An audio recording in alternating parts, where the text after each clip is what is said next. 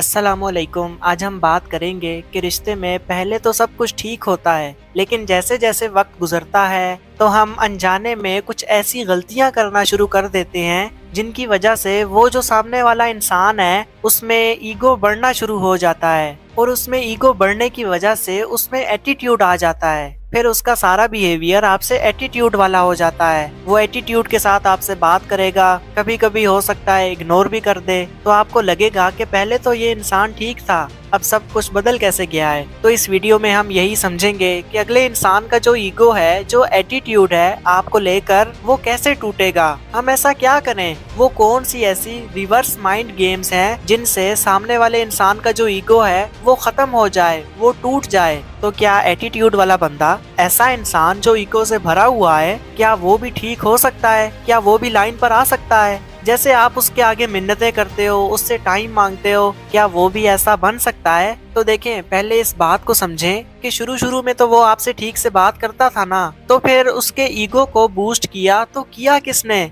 इस चीज को थोड़ा डीपली देखें कि कहीं इसके पीछे आपकी तो कोई मिस्टेक नहीं है। अब एक इंसान है, वो अपने बॉस के सामने तो ईगो नहीं दिखाता, वो अपने फैमिली मेंबर्स को तो ईगो नहीं दिखाता, लेकिन आपको दिखा रहा है। मतलब वो और लोगों के आगे तो झुक रहा है, वहाँ तो वो ठीक है, लेकिन आपको वो एटीट्यूड दिखा रहा है। तो इट्स मीन के प्रॉब्लम आपकी साइड पर है, उस साइड पर नहीं है। आपने अपने आप को उसके सामने प्रेजेंट ऐसे किया है, शो ही ऐसे करवाया है। वो बाकियों को तो टाइम देता है और 10 लोगों को एटीट्यूड नहीं दिखाता, आपको दिखाता है। आपको इग्नोर करता है, लेट जवाब देता है, या डिफरेंट और भी चीजें करता है जो आप फेस कर रहे हैं। मतलब उसको आपके सामने ये लगता है कि मैं पता नहीं क्या हूँ। तो ऐसा किस वजह से हुआ? हमसे ऐसी कौन सी मिस्टेक हुई? हम तो बिल्कुल ठीक बात करते हैं, उसको टाइम देते हैं, उसको बहुत स्पेशल फील करवाते हैं, तो फिर प्रॉब्लम कैसे बनी? तो देखें, ऐसा इस वजह से होता है कि जब आप कहीं ना कहीं उस इंसान की ना इमोशनल नीड को फुलफिल कर देते हैं और उसको लगने लगता है कि अब मुझे आपकी जरूरत नहीं है।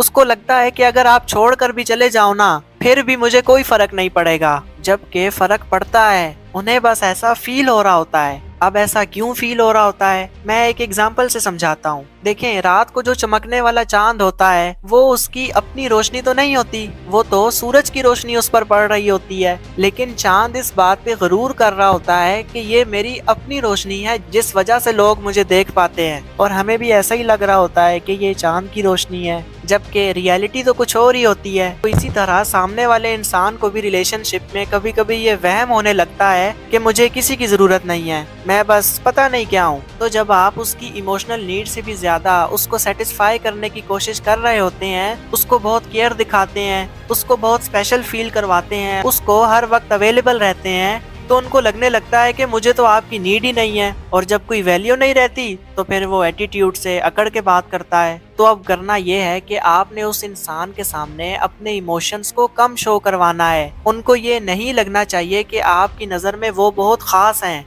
हमेशा उनको खुश करने के लिए हाँ ना बोल दें, कभी कभी इनकार भी कर दिया करें। इससे अगले इंसान का जो ईगो लेवल है वो डाउन होना शुरू हो जाएगा। और दूसरी गलती जो हम करते हैं कि उस इंसान के सामने अपनी सारी कमजोरियां रख देते हैं कि हम तो आपके बगैर रह ही नहीं सकते, आप नहीं होंगे तो पता नहीं हमारा क्या होगा। इससे होता क्या है कि वो इंसान हमें फिर कमजोर समझना शुरू कर देता है। जब आप किसी को अपनी वीकनेसेस थमा देते हैं ना, तो उसके अंदर नेचुरली एक घमंड सा आना शुरू हो जाता है। उसको लगता है कि ये इंसान तो मेरे हाथों मजबूर है, तो फिर वो डेफिनेटली आपसे एटीट्यूड में बात करता है, आपको ईगो दिखाता है। तो वो जो रोना है, मिन्नतें करना है, वो सारी चीजें एक साइड पर रख दें। क्योंकि रिलेशन में जब कोई हमारे साथ ऐसा कर रहा होता है ना, तो हम बहुत इमोशनली वीक बन जाते हैं, अपने आप को कमतर समझना शुरू कर देते हैं। हमें लगता है कि वो इंसान स्मार्ट है, हमसे कहीं ज्यादा बेस्ट है। अगर आप खुद के बारे में ऐसा सोचते हैं, ऐसा महसूस करते हैं, तो इससे होगा क्या कि फिर आप उस इंसान को सही से डील नहीं कर पाएंगे, कॉन्फिडेंस के साथ कोई स्टैंड नहीं ले पाएंगे, हमेशा उनके सामने कमजोर रहकर ही चीजें डील करेंगे।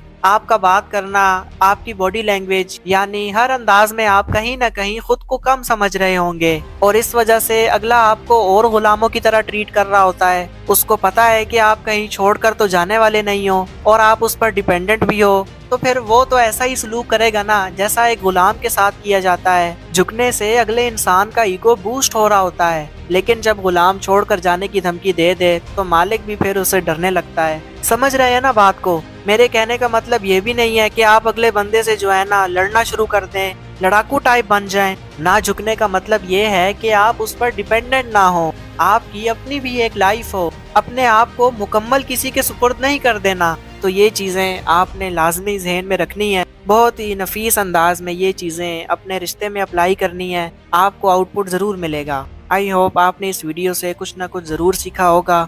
अगर आप भी किसी टॉपिक पर वीडियो चाहते हो या किसी प्रॉब्लम से रिलेटेड कुछ पूछना चाह रहे हो तो आप मुझसे इंस्टाग्राम पर कांटेक्ट कर सकते हैं। मिलते हैं नेक्स्ट वीडियो में। अल्लाह हाफिज।